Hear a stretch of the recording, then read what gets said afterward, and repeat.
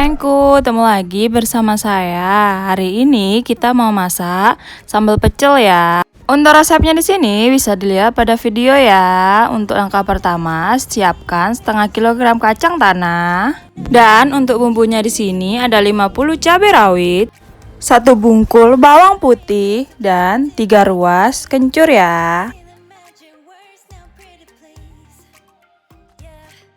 Untuk 1 bungkul bawang putihnya, yang kecil aja ya, seperti pada video. Lalu ada 10 lembar daun jeruk dan 1/4 kilo gula merah.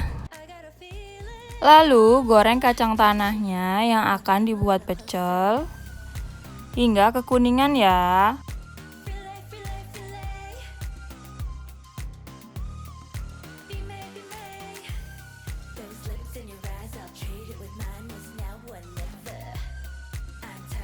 Setelah selesai kita goreng, jangan lupa kita haluskan dulu kacang tanahnya semua hingga benar-benar halus.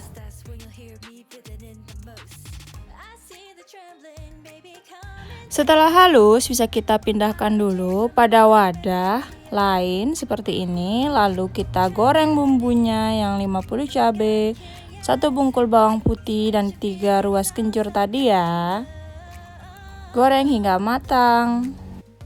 Setelah kita tiriskan, bisa kita masukkan ada cobek untuk kita ulek. Jangan lupa tambahkan 2 buah asam jawa dan 1 sendok makan garam ya. Bisa kita langsung kita ulek. Diulek hingga halus semua ya sayang-sayangku. Setelah bumbunya halus, bisa kita tambahkan daun jeruk di sini. Kita iris menipis seperti pada video ya. Lalu bisa kita ulek-ulek agar bisa tercampur merata dan agar aromanya bisa keluar. Lalu setelah itu kita lanjutkan mengiris gula jawanya di sini. Kita langsung iris semua ya.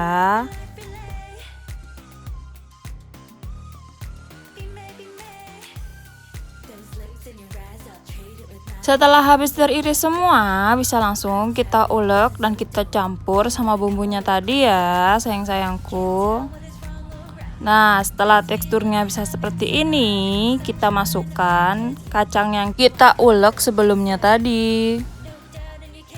Lalu diulek-ulek hingga tercampur merata ya semuanya. Setelah tercampur merata, sudah siap kita sajikan sambal pecel. Tinggal diseduh dengan air panas.